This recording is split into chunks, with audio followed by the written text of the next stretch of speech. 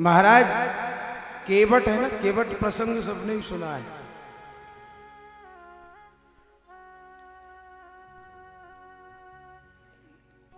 केवट के द्वार जब प्रभु पधारे हैं,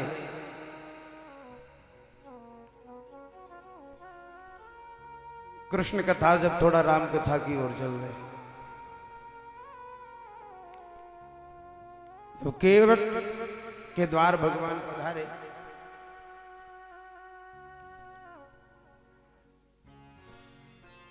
भगवान कहते हैं भैया हमको पार उतार दो। केवट कहता है प्रभु पार तो हम उतार देंगे, लेकिन हमारी कुछ शर्तें हैं। भगवान कहते हैं क्या शर्त है तुम्हारी? क्या शर्त है तुम्हारी? तो केवट कहता है प्रभु हमने सुना है कि आपकी जो चरण रज है ना बड़ी मायावी है।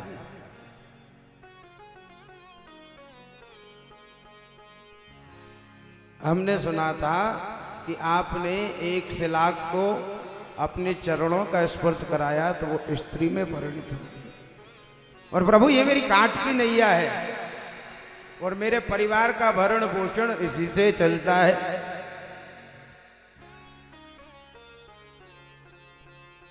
और प्रभु यदि ये नाव मेरी नौका आपकी चरण रज से ना प्रभु स्त्री में परिणत हो गई तो मेरा जीवन यापन कैसे होगा, मेरे बच्चों का भरण पोषण कैसे होगा?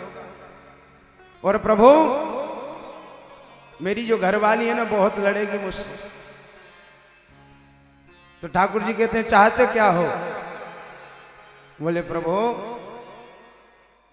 आपके चरण धुलाना चाहते हैं।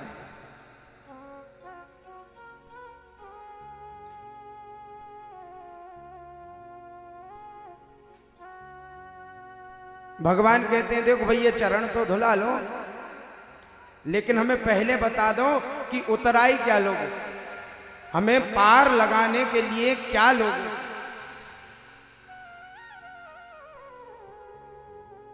पार लगाने के लिए कुछ धन द्रव्य क्या आवश्यकता पड़ेगी? केवट कहता प्रभु क्यों मुझे शर्मिंदा कर रहे हैं? अपन दोनों का, मेरा और आपका एक ही व्यापार है प्रभु, इसलिए प्रभु हम आपसे कुछ कैसे ले सकते हैं? हम आपसे कुछ नहीं ले सकते।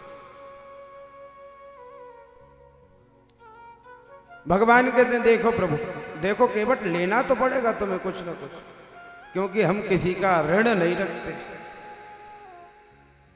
केवट कहता है प्रभु जब एक सा व्यापार करने वाले हैं तो उसमें भला लेना देना कैसा? भगवान कहते हैं भैया तू केवट और हम पार उतरने वाले, हमारा तुम्हारा क्या व्यापार है? तो केवट कहता है तुम गंगा तट के वार, मैं गंगा तट का वासी हूं, तुम भवसागर के केवट हो। मैं गंगा पार लगाता हूं, तुम भव से पार लगाते हो। प्रभु काम एक ही है, आप भव से पार लगाते हो और मैं गंगा पार लगाता हूं। आप भी पार लगाने वाले नाविक हो और मैं भी गंगा पार लगाने वाला नाविक ही तो हूं प्रभु।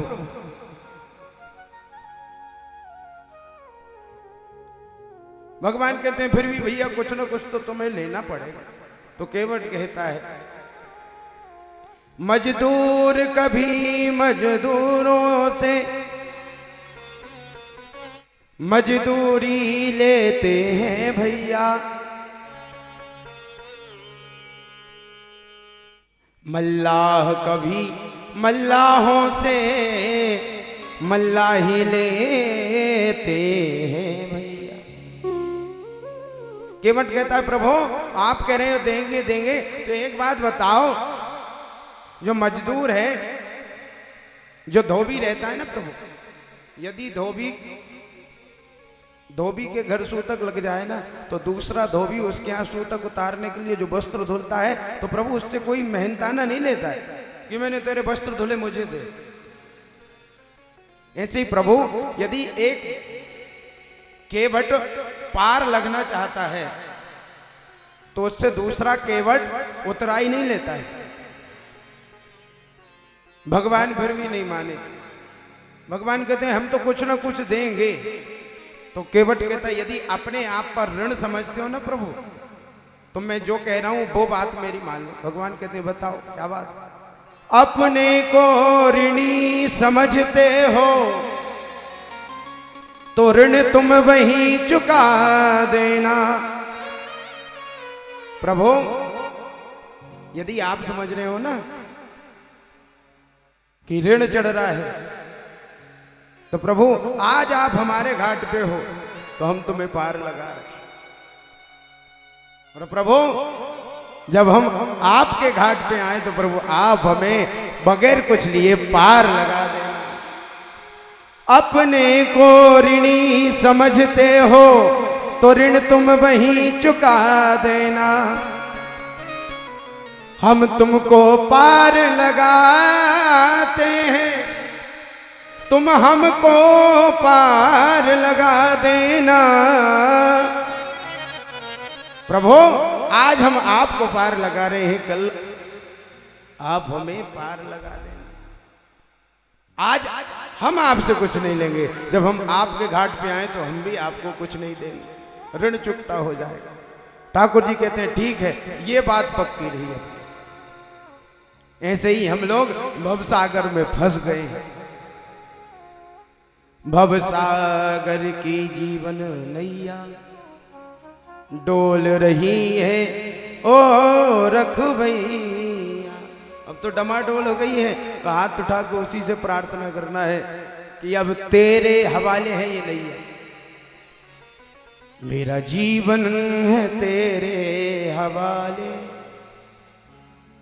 मेरा जीवन है तेरे हवाले।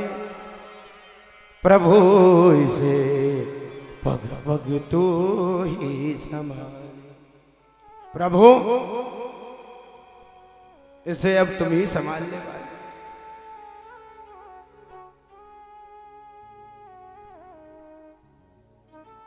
ऐसे ही रुक्मणी मैया ने जैसे ही प्रभु के दर्शन